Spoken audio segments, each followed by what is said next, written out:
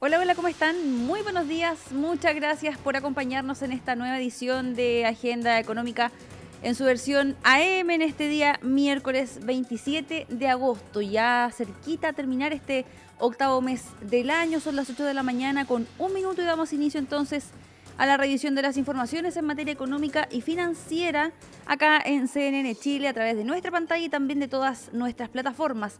Vamos a partir entonces, como siempre, revisando qué es lo que nos dejaron los indicadores nacionales durante la jornada de este martes. Arrancamos revisando lo que fue el desempeño del IPSA durante esa jornada. Hay que recordar que el día lunes llegó a los 8.900 puntos intradía. Durante el día llegó a esa cifra, rompiendo un nuevo récord, como ha sido habitual también durante las últimas semanas y la tónica durante este año 2025 con este buen rendimiento. Este martes entonces cerró en 8.827 puntos, con una baja en relación a lo que había sido entonces el desempeño del día anterior.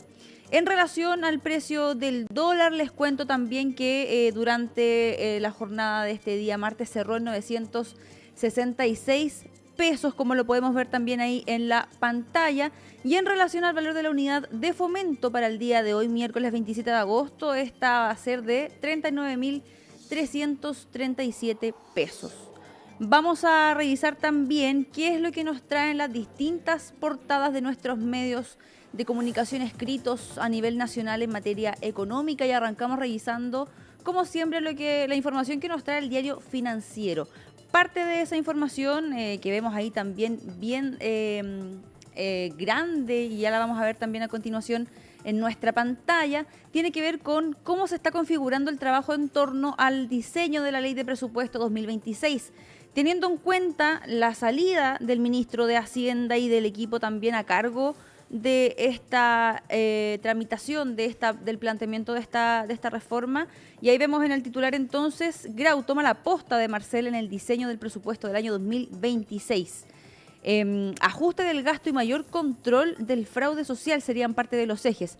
Hay que recordar que el trabajo técnico de esta ley ya estaría prácticamente acabado. Fue parte también de las labores del exministro Mario Marcel y también de la exdirectora de presupuestos, ahí también, que dejaron parte importante de estos lineamientos, las prioridades también y el diseño de este texto, ¿no?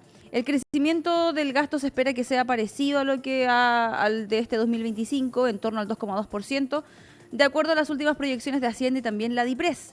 Y parte de este presupuesto, una de las cosas más importantes, es que va a contar con medidas de reducción y eficiencia del Estado. Hay que recordar entonces también la polémica que vivimos hace un par de meses atrás, luego de que se diera a conocer la situación fiscal en la que nos encontrábamos, con estas estimaciones también por parte del gobierno que no se ajustaron a lo que realmente sucedió en concreto.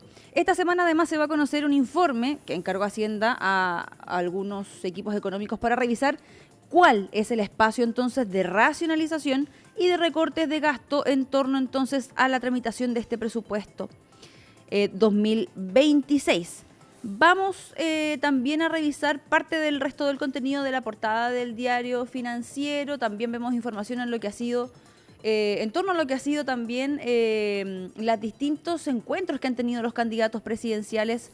Sabemos que estamos de lleno en esta carrera presidencial, y ahí vemos, por ejemplo, eliminación del préstamo al Estado en la reforma previsional vuelve a tensionar un debate entonces entre los candidatos José Antonio Kast y Evelyn Matei. Es parte también de lo que se ha ido conversando. Sabemos que la implementación de la reforma de pensiones se está llevando a cabo en este momento, y también ahí hay puntos que los distintos candidatos han cuestionado. Y un poco más abajo, en otro costado, vemos también una información del Financial Times que tiene relación a lo que está ocurriendo en torno a Donald Trump y también la Reserva Federal de Estados Unidos. Ataque a la Fed sin precedentes. Trump intenta despedir a una de sus gobernadoras. Ahí entonces también parte de lo que ha sido esta polémica, que en realidad se viene arrastrando hace bastante tiempo, sobre estas presiones que está poniendo también el presidente de los Estados Unidos a la Reserva Federal, que vendría siendo nuestro equivalente al Banco Central de Chile, para que pueda reducir la tasa de interés. Y han surgido distintos flancos también en esa discusión. Uno de ellos, por ejemplo, el que vemos ahí también en pantalla. Vamos a movernos inmediatamente también para conocer qué es lo que nos trae el diario Pulso, el suplemento económico del diario La Tercera, durante esta jornada de día miércoles. Y una de las noticias que podemos encontrar también ahí en la portada tiene que ver con qué es lo que está pasando con FONASA y en relación precisamente a esta mejora en el arancel que al final decidieron hacer. Se dice que finalmente FONASA cedió mejorar arancel para que más clínicas se sumen a su nueva modalidad tras fallida licitación. Acá hay que recordar que a fines de junio se declaró desierta la licitación que estaba impulsando este organismo para la creación de la modalidad de libre cobertura complementaria, y esto a raíz de que ninguna compañía de seguros finalmente presentó ofertas. Hay algunas clínicas, de acuerdo también a lo que menciona el diario La Tercera, que han señalado que el arancel que fijó FONASA para este segmento ambulatorio es atractivo, pero no así el que se había fijado para el arancel hospitalario. Pero FONASA no habría accedido a subir ese arancel, y esperando finalmente que algunas clínicas se adecuaran a esta situación de todas maneras. Eso no ha ocurrido hasta ahora. Entonces también fue una de las razones por las cuales no se llevó a cabo la primera licitación, y entonces finalmente FONASA va a mejorar este arancel para que las clínicas se puedan incorporar de acuerdo también a lo que se ha señalado. Vemos también ahí parte de lo que ha sido los encuentros también a raíz de los debates presidenciales también, como ya los comentábamos hace un momento. Expertos ven inviable ajuste fiscal que propone José Antonio Kast en 18 meses, pero si llegase a funcionar tendría una afectación importante entonces en el Producto Interno Bruto.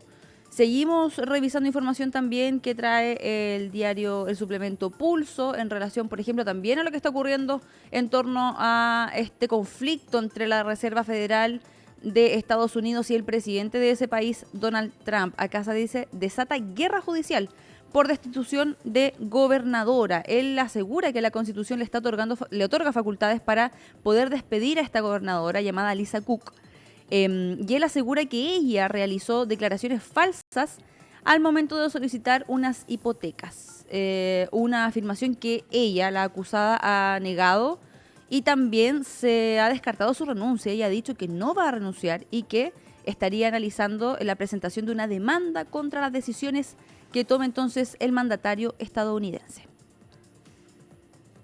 Revisamos por último qué es lo que nos trae el Cuerpo de Economía y Negocios del diario El Mercurio, también ahí con distintas informaciones que van a, por cierto, a impactar durante esta jornada. Una de ellas que también la vamos a mencionar ahora y vamos a abordar un poquito más en detalle. Candidatos critican al gobierno y a Janet Jara, la ex ministra del Trabajo, actual también abanderada presidencial del Pacto Unidad por Chile, por responsabilidad en emergencia laboral. También ahí surgieron distintas críticas y cuestionamientos en torno a la figura y al rol que ha tenido este gobierno en esta crisis, ¿no?, del mercado laboral y todo lo que ha ocurrido a raíz de estas cifras que no son tan positivas, son bastante negativas de hecho. Vamos a pasar a revisar de hecho más información en torno a ese tema cuando son las 8 de la mañana con 9 minutos, precisamente porque han surgido distintas críticas en relación a cómo ha sido el manejo del gobierno sobre esta crisis laboral. Se han creado solamente 141 puestos de trabajo en los últimos 12 meses. El desempleo se ubica en torno al 8,9% de acuerdo a los últimos indicadores del Instituto Nacional de Estadísticas. Entonces la pregunta es, ¿realmente los ministros a cargo de esta cartera están precisamente o son responsables de lo que está ocurriendo en torno al empleo? Nuestra compañera Elizabeth Acosta reunió distintas impresiones y nos cuenta todo en el siguiente informe. Pero crear empleo no es algo que haga el ministro de Trabajo. En realidad, el crecimiento del empleo tiene que ver con el crecimiento de la economía. En consecuencia, yo no le asigno a Janet Jara, digamos, una responsabilidad por el nivel de empleo que existe actualmente en Chile. Chile enfrenta una crisis en el mercado laboral según varios expertos. Desempleo en 8,9% y la creación de solo 141 puestos de trabajo en el último año. Si no es la tarea del ministro del Trabajo, ¿de quién es la responsabilidad? Desde el comando de Evelyn Matei, candidata presidencial que también fue ministra del ramo, apuntan a crear 1 millón de empleos. Son responsabilidad de quienes nos gobiernan hoy día. Si bien hay un rezago de la pandemia, vemos que en estos 4 años no han mejorado y eso es consecuencia de no tener una agenda clara y de impulsar agendas laborales que van en exclusivamente aumentar los costos de la contratación.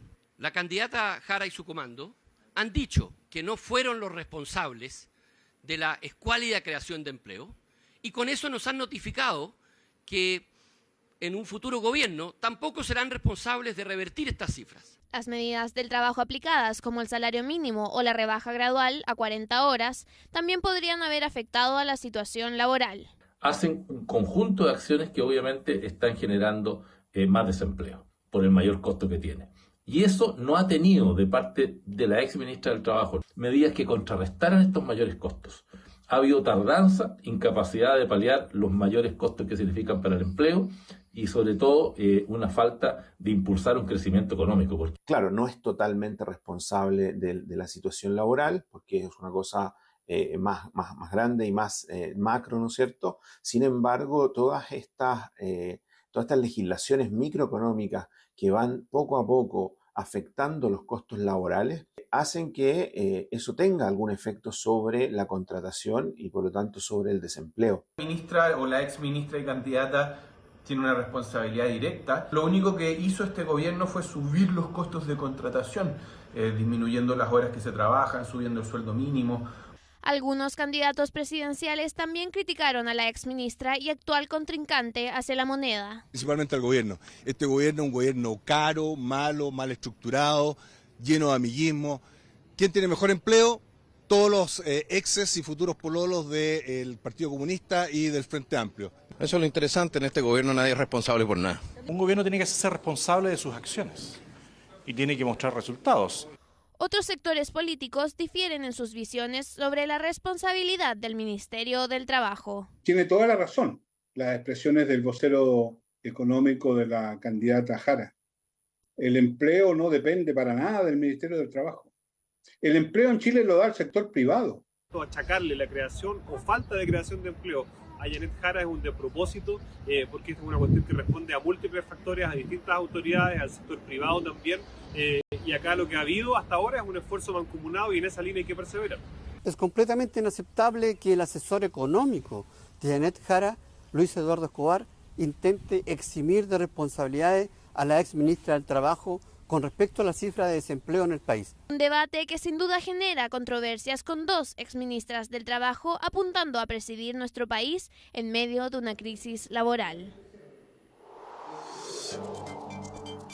8 de la mañana con 13 minutos y seguimos con la revisión de las informaciones. Les voy a contar que las oficinas en Santiago Centro han anotado su mayor ocupación en los últimos 3 años. Hay que recordar que este sector de nuestro país, en este sector más bien de la capital, había sufrido un abandono, podríamos decirlo, por el interés de personas que quisieran ocupar entonces oficinas en este sector a raíz de hechos como el estallido social y otro tipo de situaciones que habían hecho bajar precisamente ese interés. Así lo revela un estudio, entonces ha aumentado la ocupación y nuestra compañera Pilar Gutiérrez nos va a contar cuáles son las principales razones que estarían despertando precisamente nuevamente este interés por ocupar oficinas entonces acá en el centro de Santiago. Que nuestros clientes, la mayoría está acá en el centro. Entonces, en realidad nos sirve para, optimizar los costos y dar un mejor servicio a nuestros clientes. Es una de las ventajas que tiene el centro de Santiago para FECOM, la empresa de servicios computacionales dedicada a la migración de datos e instalación de equipos. Llegó a la comuna hace aproximadamente un mes, luego de estar varios años ubicados en el sector oriente, en Las Condes. Tiene bastante conectividad. Nosotros trabajamos hartos con correo, necesitamos que estar siempre en contacto con el envío y el recibir piezas, entonces nos sirve bastante. Es bastante estratégico estar acá. Estuvimos en una búsqueda bastante larga de oficinas y claro, para lo que nosotros necesitábamos nos costó bastante encontrar. Así como ellos, poco a poco hay nuevas firmas que optan por llegar a Santiago Centro con sus oficinas. Según un informe de CBRE, el segundo trimestre estas alcanzaron su mayor ocupación en los últimos 3 años en esa comuna, con una tasa de vacancia de 12,5%. Principalmente vemos una estabilidad en la baja de la vacancia. Hay una fuerte vuelta de la empresa a la presencialidad y al modelo híbrido, con al menos 3 días de presencialidad, lo cual ha marcado fuertemente la vuelta. Previo a la pandemia y el estallido social, fluctuaba entre un 1 y un 2% en clase A, luego hubo un aumento sostenido posterior a esto, llegando al 17%, considerando que hubieron edificios que tenían más del 50% de vacancia, pero en el último trimestre una baja de 4 puntos promedio, llegando al 13%. Algo que destaca el mismo informe es la participación de arrendatarios privados en las oficinas, a diferencia de otros trimestres donde predominaban los organismos del Estado. Es el caso también de IDOM, empresa de ingeniería dedicada al diseño de proyectos industriales y de infraestructura, que ya estaba instalada en el sector y optó por ampliarse ahí mismo. En el centro tenemos muy buen acceso en transporte público y también para los que vienen en bicicleta o mucha gente que vive cerca del sector que viene caminando. Es un lugar que ofrece gran variedad de servicios desde el punto de vista de diversidad de lugares para ir a comer, también para realizar trámites, digamos, que necesitan hacer las personas en el fondo junto con la jornada de trabajo. Entonces la verdad que como Metro Santiago, como empresas ferroviarias del Estado, con los que trabajamos habitualmente, tienen sus oficinas acá y nos queda cómodo poder trabajar con ellos. Precisamente la conectividad y el aspecto estratégico de estar en el centro de la ciudad es lo que más valoran quienes optan por instalarse allí. Los espacios de oficinas se están utilizando incluso para instalar otros servicios, como gimnasios. Más que nada por el tamaño de la sucursal, ya que tiene un tamaño aproximado de 2.000 metros cuadrados, nos permitió proyectar un gimnasio moderno, versátil, accesible, el cual en un solo espacio podemos reunir distintas actividades. Por la cercanía también al transporte público. Estamos muy cerca de Estación Universidad de Chile, el cual permite la facilidad que cualquier persona pueda llegar al local fácilmente. Las cifras marcan un hito para una zona que mostró durante años una vacancia elevada en oficinas, posterior al estallido social y la pandemia. Efectivamente, yo creo que en el último tiempo hemos visto una recuperación del centro, se ve de nueva actividad, yo creo que hay más gente en las calles, eso también genera mayor seguridad. En el caso de este mismo edificio, vemos que está nuevamente lleno y es como una señal de alguna manera de esa reactivación. La seguridad ha mejorado del último tiempo, los distintos espacios que ofrece Santiago Centro y los distintos servicios. O sea, estamos rodeados de colegios, oficinas, universidades, departamentos residenciales, el cual igual hay un alto flujo. Son algunas de las razones que explican el mayor interés de las empresas para instalarse en Santiago Centro, señales que dan cuenta del repunte de la comuna. 8:18 y antes de hacer la pausa aquí en Agenda Económica AM les cuento que los precios de los combustibles presentarían una baja este día jueves, mañana. Las proyecciones, de acuerdo también a lo que indican distintos analistas, señalan que los precios mayoristas de la gasolina de 93 y 97 octanos caerían en un 0,6% a partir de este jueves 28 de agosto, lo que se va a traducir en una baja de aproximadamente 7 pesos por litro. Por su parte, el precio mayorista del diésel disminuiría en un 2,3%. Importante también esta información, eso sí, cerca de las fiestas patrias podríamos registrar o podríamos ver más bien un incremento nuevamente en los precios de los combustibles en nuestro país. 8:18, hacemos un alto en la entrega de las informaciones y ya volvemos con más acá en Agenda Económica.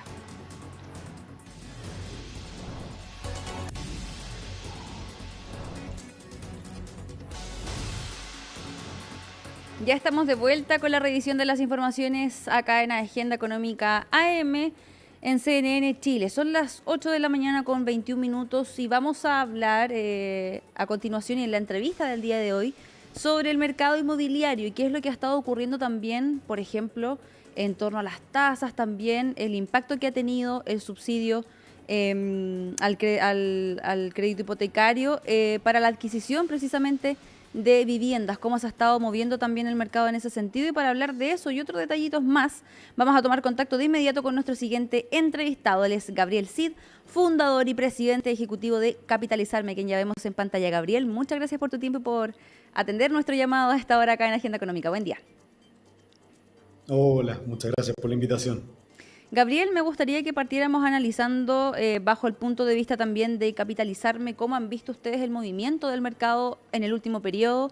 Sabemos que este subsidio, por ejemplo, al cual hacía yo referencia en la presentación, ha tenido también sus impactos. Se habían hecho algunos análisis o algunas proyecciones de cómo podía impactar, pero cuéntanos tú qué es lo que han visto también ustedes desde Capitalizarme. A ver, en Capitalizarme ayudamos a las personas a invertir en departamentos. Somos el mayor vendedor de departamentos de Chile. Para que la gente entienda, movemos alrededor del 25% de los departamentos en menos de 4.000 UF, o sea, en el segmento donde más departamentos se venden. Hemos tenido una evolución de la industria inmobiliaria, la cual estaba muy complicada, muy contraída, con un sobrestock muy grande post pandemia, y esto trajo consecuencia en el empleo, consecuencia en nuestro país. Y creo que tanto público privado hicieron un esfuerzo muy grande y implementaron este subsidio al dividendo. Y es una medida que nosotros hemos visto que ha tenido una muy buena recepción de la gente, mucho interés de las personas. El activo inmobiliario o la propiedad tiene más demandantes que la gente que puede comprar realmente, porque para tú comprar una propiedad hay que pasar todo un proceso de calificación, y es lo que nosotros hacemos en Capitalizarme. Ayudamos a las personas a que ese proceso sea más simple, pero tú tienes que calificar para poder tomar un crédito hipotecario y luego acceder a este subsidio que entrega directamente el gobierno a través de las entidades financieras. Entonces, ha generado mucho interés, han bajado las tasas, se ha vuelto un momento único para que la gente pueda comprar, y eso realmente ha cambiado. Nosotros vemos en los últimos 30 días, vemos realmente un aumento en la demanda. También vemos que se han postulado más de 10.000 personas a cómo se llaman los créditos hipotecarios, y ya vemos que se han entregado más de 5.000.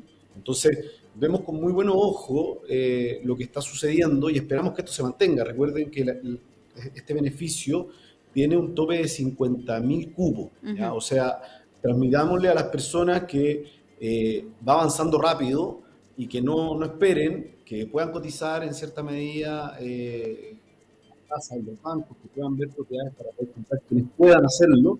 Es un momento realmente muy bueno para hacerlo.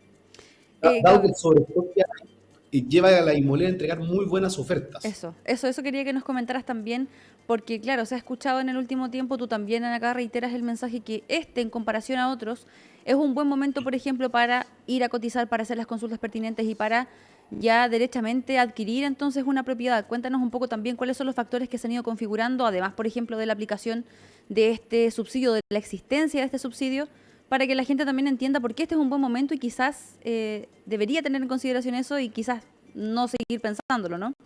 Quienes puedan hacerlo, evidentemente. Como dije, hay 50.000 cupos. Entonces, el mundo inmobiliario tiene hoy día un sobrestock, una sobreoferta. Eso trae mejores ofertas hacia las personas. A medida que esto vaya avanzando y se vaya normalizando, las ofertas van a ir desapareciendo. Entonces, si hoy día tú como profesional tienes la capacidad de comprar una propiedad, es el momento para cotizar. También hay que entender que los bancos licitan montos, ¿ya? Entonces, hoy día tenemos tasas muy buenas de los bancos. Los bancos realmente se creó un subsidio que resulta beneficioso tanto para la industria como para los bancos. Se implementaron varios subsidios años anteriores y ninguno resultó. Entonces, este realmente es algo muy bueno, muy atractivo para las personas, para que puedan acceder con una tasa más baja, pero hay que entender que estas tasas más bajas no son permanentes en el tiempo. Claro. Y cada vez las instituciones financieras tienen que ir a licitar un monto, y ese monto va a ir cambiando, va a ir variando. Por lo tanto, hoy día es la mejor tasa que hemos tenido en los últimos años. Entonces, creemos fielmente, y lo hemos visto en Capitalizarme, la alta demanda que se está provocando hoy día en entrega inmediata. Las ofertas van de arriendos garantizados hasta 5 años, cuotas para pagar el pie desde los 100.000 pesos. Entonces hay mucha flexibilidad para que muchas personas hoy día puedan comprar su propiedad. De todas maneras, ahí entonces también el detalle de esta situación, de cuáles son los factores por los cuales estaría siendo más entonces conveniente, también entendiendo que las inmobiliarias han puesto a disposición de los potenciales compradores esta serie de beneficios también para ir agilizando el mercado. Gabriel, cuéntanos también cuál es la visión que tú tienes en relación a la democratización de la inversión inmobiliaria. Sabemos, por ejemplo, que es una información que quizás para muchos aún sigue siendo un poco desconocida, o hay quizás personas que potencialmente podrían tener el perfil, por ejemplo, para comprar una propiedad, pero siguen creyendo que no realizan las consultas tampoco, no hacen, por ejemplo, la cotización porque creen que no son sujetos de crédito, que no cumplen con las condiciones necesarias. En ese sentido, cuéntanos también cómo ustedes han visto esta democratización, ¿no? ¿Hay el acceso a la información suficiente? Porque sabemos que no basta solamente con que tengamos esta oferta disponible, con que tengamos estos beneficios. Si no se informan o si no se muestran como abiertamente, también es difícil entonces que las personas puedan acceder a eso. Mira, hace 10 años nosotros teníamos una visión de que las personas pudieran comprar online. Hoy día el 95% de estas transacciones se realizan vía conference. Y la primera etapa es muy importante lo que tú dices, es la educación, es llegar a las personas. Nosotros siempre teníamos una visión en la cual las personas se educaran y sobre eso entendieran. Chile tiene dos factores muy grandes comparativamente a nivel mundial, que yo no he visto en otros países, y nosotros Capitalizar ha estado presente en otros países, que es primero que nada, nosotros tenemos beneficios tributarios, o sea, las personas tienen un beneficio, tienen un DFL2 que permite comprar hasta 2 propiedades, no pagar impuestos por esas propiedades, hasta 8.000 UF de no pagar impuestos. Y lo segundo es que tenemos la UF. La UF te permite que el valor de tu propiedad esté indexada a la inflación. Entonces, nosotros cuando partimos nos dimos cuenta que había un joven profesional que era mucho más conectado y que se educaba a través de las redes sociales, que había mucha educación. Entonces vimos crecer, por ejemplo, el segmento de las mujeres. El segmento de las mujeres se mueve bien del 31% al 35% de nuestras compras lo hacen las mujeres jóvenes profesionales. Entonces, hace 10 años atrás era un 90% hombre. Claro. Entonces hemos visto cómo esto también se democratiza al nivel de que las mujeres también están invirtiendo. Vemos en este segmento, y es muy importante que la gente entienda que a menor valor hay mayor demanda de arriendo, entonces lo vuelve una inversión relativamente segura. Entonces está invirtiendo en algo que está indexado a la inflación y está invirtiendo en algo que tiene una alta demanda de arriendo, dado que muy pocas personas hoy día pueden comprar. Exactamente. Entonces el activo se ha vuelto muy atractivo para las personas y nosotros sacamos la sala de venta de la inmobiliaria y pusimos toda la industria a disposición de la gente.